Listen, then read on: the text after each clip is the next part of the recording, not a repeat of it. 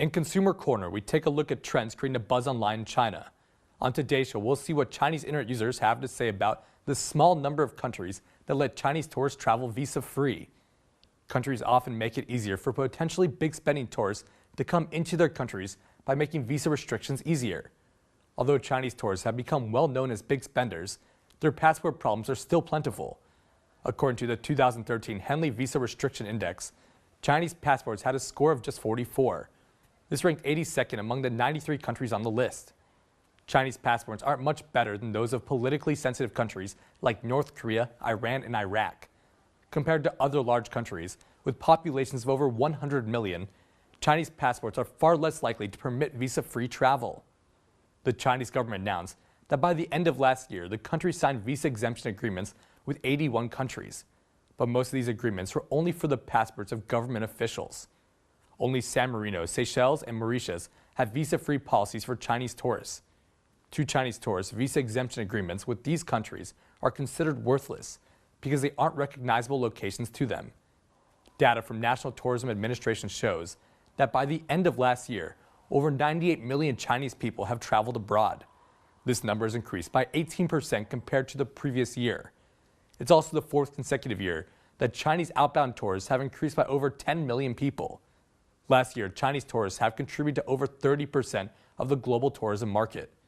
The National Tourism Administration predicts the number of China's outbound tourists have seen an over 13% increase to 110 million this year.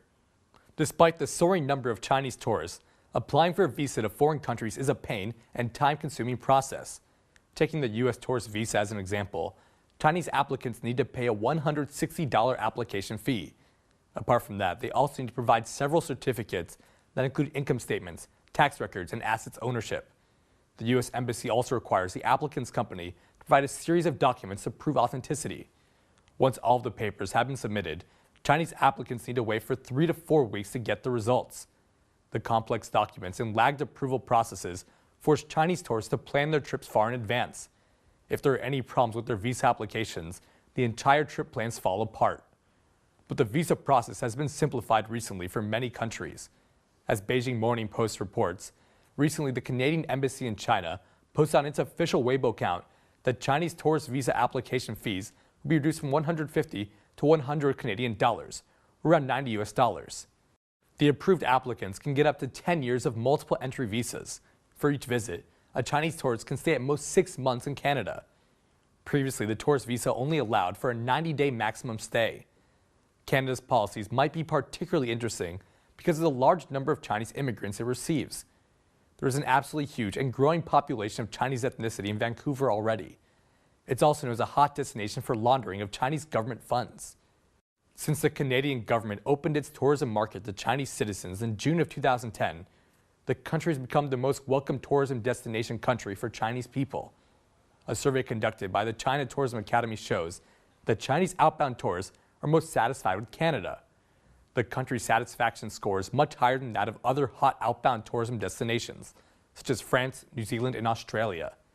Data from the Canadian Tourism Commission shows that from January to October of last year, Chinese tourists have increased by 22.5%. However, this doesn't mean that loosening the visa-free policy for Chinese people doesn't come with any potential risk. One of the major reasons is that Chinese citizens are overstaying their visas. As Viewed.163.com reports, since the 1990s, countries such as Hungary, Singapore, Colombia, Ecuador, and Tonga have provided a visa-free policy to Chinese citizens. However, due to the rapid increase in the number of illegal residences, these countries have since canceled their policies. Chinese internet users also expressed their thoughts about the country's poor passport capabilities.